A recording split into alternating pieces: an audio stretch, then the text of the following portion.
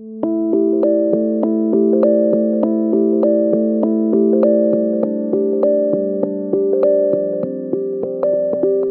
let's say you've been uploading videos on YouTube. You're trying to build your brand, you're trying to build out your channel, but not much is moving. And you can't figure out why. You're uploading this content and you're just not getting the subscribers and the views that you want. So what gives?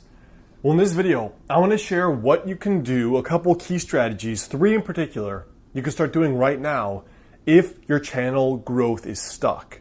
And you really want to get to that first 1,000 subscriber mark as soon as possible.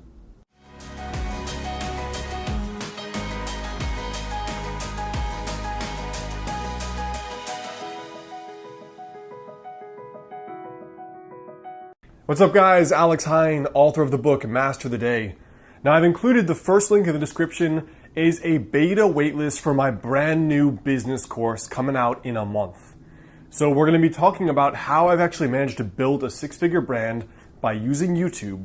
And if you're interested, the first link in the description is the waitlist for this new course. So you can check it out, download the free 30-minute podcast on how to build a business and life you love. But if you want to be notified of the premium course, add your name to the list below. So step 1 is really the blue sky brainstorming about your topic, right? So at the end of the day, let's say you're at 20 subscribers, 10 subscribers, or you haven't even launched yet. What do you really build your brand about? Right? Because there are people who upload topics on what they love, and there's people who upload on topics they know the audience wants to hear more about. But ultimately, to have a successful channel, you have to have both. The intersection between what you like and what other people want. You know, when it came to building my channel, I've done both. So I got to 100,000 subscribers by creating content on a specific topic, which was really fitness and weight loss, because that's what my brand was about. But then around 100,000 subscribers, I rebranded because I wanted to move more in the direction of what I love, which is personal development and personal growth. Because it was only in that I could actually share more of my personal stories on how I've coached people and how I've reinvented my own life. So what I would suggest is 2 key questions. The first question is really, what do you love to talk about? And what are you really deeply interested in or deeply interested in becoming good at? Because I say that more than anything, your love of the topic, your passion, your drive to get good at it or figure it out, that's going to draw in other people. Like all day long, you can create videos on crap that you don't care about, but that's not going to work in the long run. That's not a sustainable strategy because you can only do something for so long that you don't really love. So when it comes to the topic, think about things like, number 1, what excites you? Number 2, what is more niche? So for example, you could be talking about fitness and diet, but if you start talking about gluten-free dieting, or fitness with digestive problems, or fitness for women, or fitness for women over 40, every single one of those niches, every time you niche down, your chances of success are going to go way up. So if there's something that obviously you feel like, oh, that could be me, that's a good place to start. The last thing to consider is what gap isn't being filled.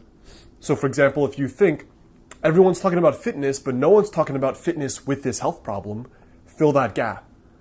And the last question is, what do you wish a YouTuber would do? You know, for me, one thing I wished YouTubers would do was actually be honest. Like I wish they would just give real talk, not this bullshit I see so much on the internet. So that's the gap I filled. I give the real talk on personal growth. I don't talk about the peace and light, the love and the rainbows. I talk about how much it sucks and how much you just got to do the work, because that's real. That's what all the successful people really think and really feel, and they aren't sharing. Now, the second thing is coming up with your certain content archetypes and your signature style. There are a lot of different ways to go about presenting the exact same topic. For example, look at 2 of the big YouTubers in the health, the men's style and the men's lifestyle space. You've got Aaron Marino, and his communication style is very blunt, very high energy, minimal editing, just like very in your face. And his titles are really just like tabloid headlines. That's his style. Now that's different from Antonio Centeno over at Real Men Real Style. Antonio's style is it's very prescriptive, more teaching. It's less personal. It's very like 3 ways to do that, 5 ways to do that. It's very fashion oriented. And Antonio himself is a little bit more sensitive and more soft, and he's not as forceful as Aaron. So those are two people who are super successful, different communication styles, different video editing styles, and different content production styles. So you need to think about what's the way I'm going to produce video and what's the way I'm going to actually teach and present myself. Now the third thing is the way you structure your videos, coming up with a systematic process to structure them. So one of the biggest things I ever did for my videos that was the most useful in saving time is actually coming up with an SOP, which is a kind of standard operating procedure.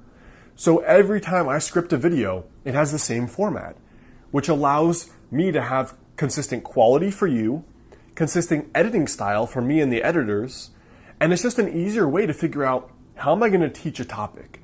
If I want to talk about how to improve your life, there's a million videos I could produce on that. But I know that I want to produce a video with an introduction, a personal story that I share, and then a teaching point. And we do that in every single video. And it produces a consistently good quality video that's easy for me to script, easy to shoot and relay and teach and connect, and then it's easy for someone to edit. So figure out what is going to be your process. Is it going to be, you could do the same thing, I'm going to tell a personal story and then teach. I'm just going to tell personal stories and be vulnerable. I'm just going to teach. I'm going to do breakdowns. I'm going to analyze other people's stuff. There's a lot of different ways to do it, and figure out what resonates with you and what your audience likes the most. All right, guys, so that's a very basic introduction on how I would recommend getting your first 1,000 subscribers. The only other thing is you have to upload at least once a week, and you need to analyze what's working and what's not working. So all of business and all of entrepreneurship, including audience growth, is really about throwing spaghetti at the wall, seeing what sticks, and then going with the things that stick. And no person can ever predict, not even the most successful business person, what will stick before they try it. So you need to make a lot of things, throw a lot of stuff at the wall, see what works, and run with it. Go where the flow is.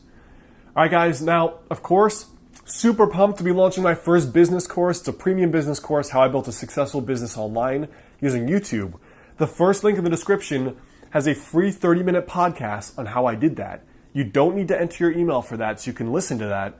But if you want to be notified to be one of the first 50 beta members of my business course, which launches next month, add your name to that list below, because otherwise you will not hear about it. So I'm looking for 50 people that will be beta members. They'll get the course for the cheapest ever, and it's going to be awesome. I can't wait. It's really the biggest thing that I worked on in the last 5 years that changed my life was really becoming a successful business owner. So if that resonates, check it out. Otherwise, check out my last videos there. And